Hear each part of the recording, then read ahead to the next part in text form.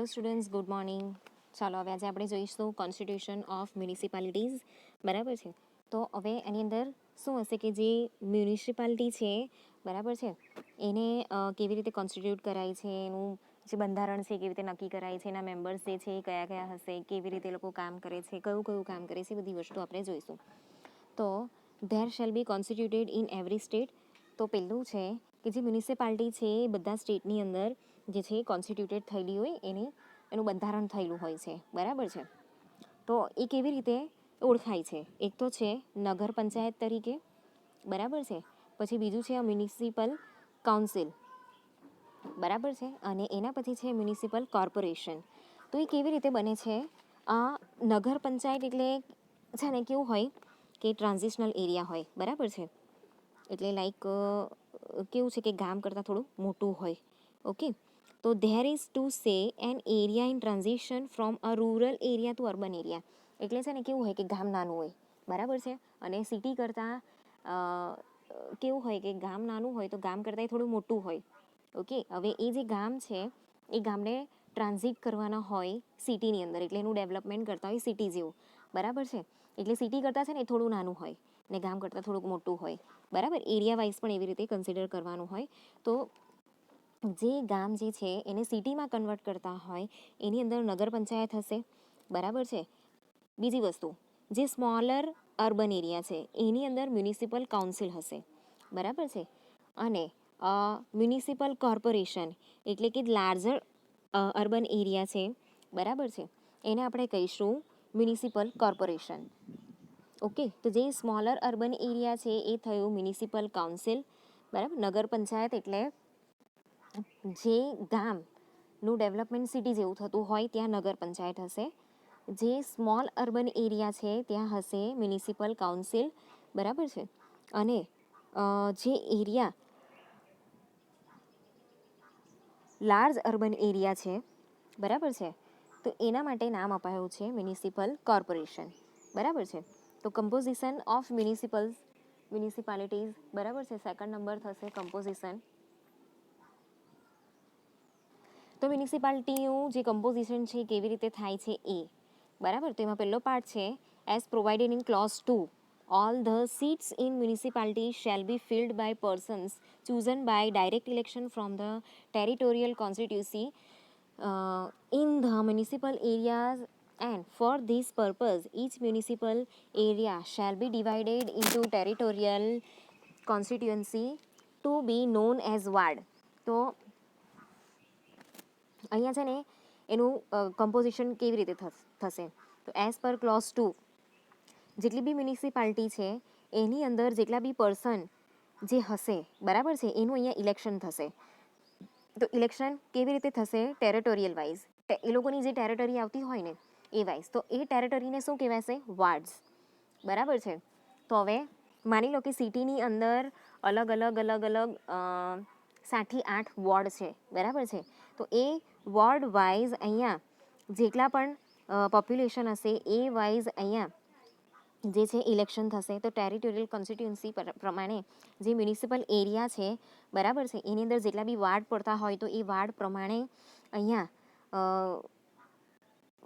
જે પર્સન છે એને ચૂઝ કરવામાં આવે છે, એનું ઇલેક્શન કરવામાં આવે છે, બરાબર છે. અને એ વ્યક્તિને કહેવાય કોર્પોરેટર. અને એની એક લેજિસ્લેટર કમિટી બી હશે જે લો પ્રોવાઈડ કરશે, બરાબર છે. એના પછી છે પોઈન્ટ 2ની અંદર જ એ પાર્ટ.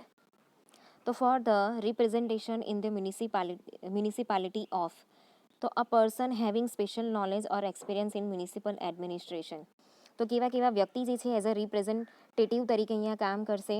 તો જે પર્સનને મ્યુનિસિપલ એડમિનિસ્ટ્રેશનનું સ્પેશિયલ નોલેજ હશે, બરાબર, કે એમનું એક્સપિરિયન્સ હશે એવા વ્યક્તિ અહીંયા કામ કરશે, કે એવા વ્યક્તિને અહીંયા મેમ્બર બનાવવામાં આવશે. The members of the home of people and the members of the legislative assembly of the state representing constituency which comprise wholly or partly in municipal area. તો અહીંયા જે છે the members of the home of people એટલે કે મ્યુનિસિપાલિટીઝ, બરાબર છે. And the members of legislative assembly, હવે એ લોકોની બી લેજિસ્લેટિવ એસેમ્બલી હોય, બધાની જ હોય, બરાબર. હવે આપણે ગ્રામ પંચાયતમાં બી જોયું કે એક લેજિસ્લેટિવ કમિટી હોય છે, એવી રીતે અહીંયા લેજિસ્લેટિવ એસેમ્બલી હશે, બરાબર છે. તો અહીંયા જે legislative assembly of the state representing constituency, જે સ્ટેટને રિપ્રેઝેન્ટ કરતી હોય, એ લોકોના એરિયાને રિપ્રેઝેન્ટ કરતી હોય સ્ટેટની અંદર, બરાબર છે. એ લોકો હોલી કે પાર્ટલી જે મ્યુનિસિપલ એરિયા છે એને શું કરતા હોય છે, રિપ્રેઝેન્ટ કરતા હોય છે, બરાબર છે. જેનો સમાવેશ શાની અંદર કરવામાં આવે છે કે સ્ટેટ લેજિસ્લેટિવ એસેમ્બલીની અંદર, બરાબર છે. હવે માની લો કે કોઈ એક સિટી છે તો એની બી એક લેજિસ્લેટિવ કમિટી જે છે હશે, બરાબર છે. પછી છે the members of the council of states and the member of the Legislative Council of the state registered as electoral within the municipal area. તો જે કાઉન્સિલિંગ ઓફ સ્ટેટ્સના જેટલા બી મેમ્બર્સ છે, બરાબર છે, અને members of the legislative council, બરાબર છે. Legislative council કોના state registered as a electoral within the municipal area, તો એ લોકોની યાદી જે છે બનાવવામાં આવેલી છે. એ લોકો એઝ અ મતદાર તરીકે અહીંયા રજિસ્ટર થાય છે, બરાબર. ઇલેક્ટોરલ એટલે મતદારો, બરાબર. એટલે 18 વર્ષની ઉંમર જ્યારે આપણી થાય છે ને આપણે મતદાનનો હક મળે છે, તો આપણે કોણ કહેવાયશું, ઇલેક્ટોર્સ, બરાબર છે. એના પછી છે એટલે એ લોકો છે ને વોટિંગ કરી શકે, બરાબર છે, લેજિસ્લેટિવ કાઉન્સિલિંગની અંદર બી. લેજિસ્લેટિવ કાઉન્સિલ ઓફ સ્ટેટ જે છે ત્યાં એ લોકો મતદાન કરી શકે, ઓકે. એના પછી છે the chairperson of the committee is કોન્સ્ટિટ્યુટેડ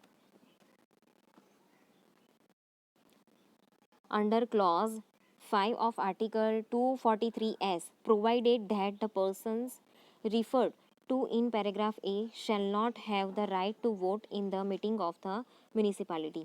તો જેટલા બી ચેરપર્સન છે, બરાબર છે, તો chairperson of the committee is constituted under the clause 5 and article 247s.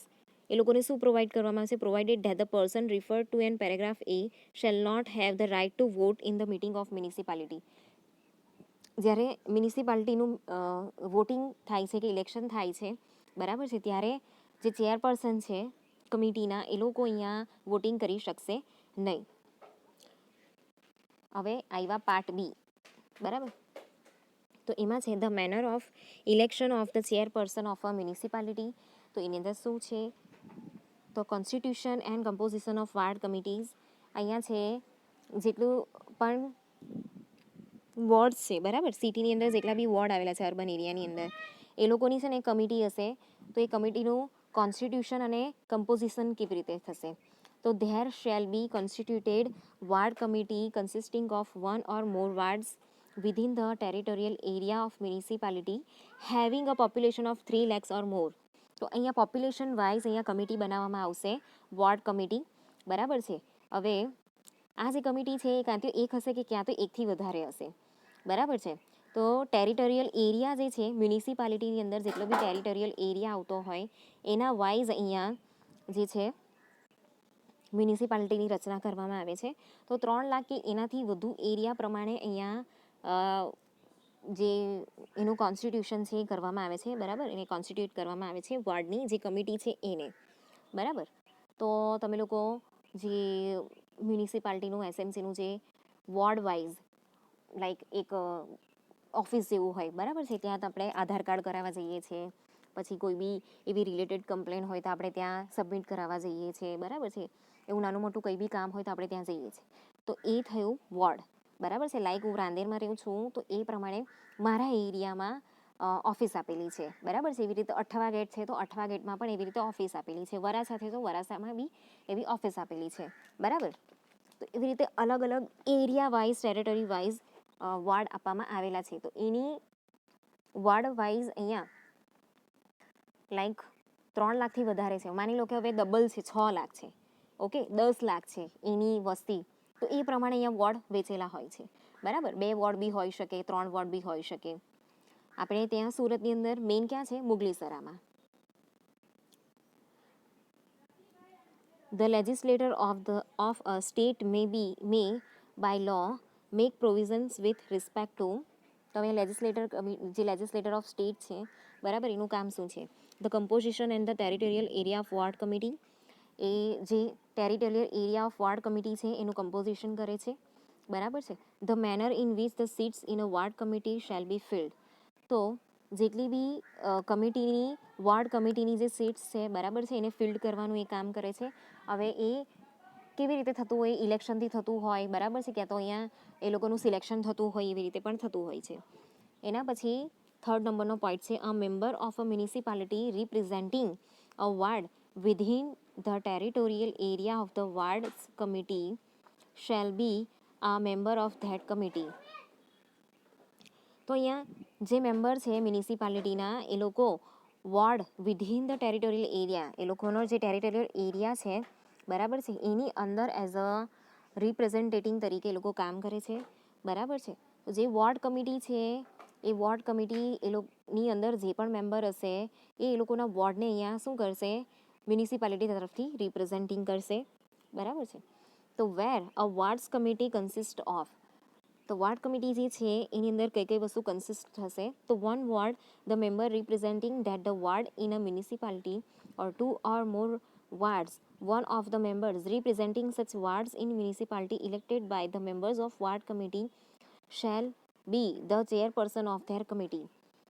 તો અહીંયા છે ને એક વોર્ડ હશે, ક્યાં તો એકથી વધારે વોર્ડ હોવાના છે, ડિપેન્ડ કરે પોપ્યુલેશન પર, બરાબર, વોર્ડના પોપ્યુલેશન પર.